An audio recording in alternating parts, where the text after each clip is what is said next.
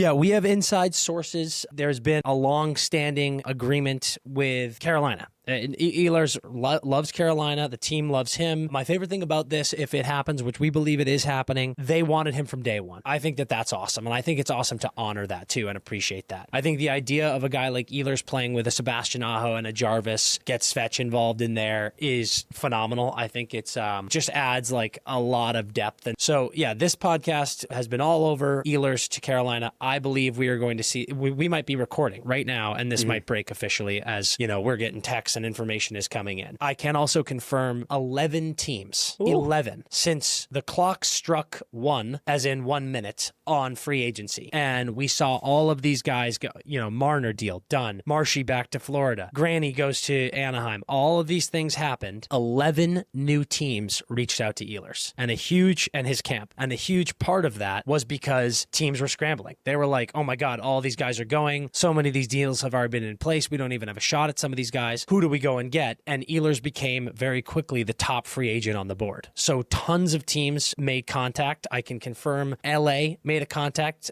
somewhere around the $7.5 million range. That was always going to be too low. They didn't stand a chance. Anaheim made a good push, even with Granlund. Anaheim has so much cap space. They saw an opportunity to get Ehlers and Granlund. That didn't come through. And then down towards the wire, big teams in the mix, obviously, as well as Canes. The Jets still maintained hope. They couldn't get it done. Nyquist was signed just recently, a couple hours ago. Felt like they're, you know, them going, okay, he's gone. We got to fill that gap. Colorado, heavily in it. They obviously freed up a lot of that cap space. They were looking at that in a big way. Tampa, looking at it in a big way. They would have had to make a few moves. And Washington, absolutely was a huge player in this. And who knows, could pull something off. And New Jersey, another team that was definitely heavily in the mix. So again, we believe by the time of this recording, maybe, or maybe shortly thereafter, we're going to see this news break. I'm expecting the term to be in that sort of 8.5 to 9 million range. I think we're going to see anywhere between 5-7 years. Ehlers, if and when the official signing to the Canes comes through, I think Carolina is a huge winner. Huge.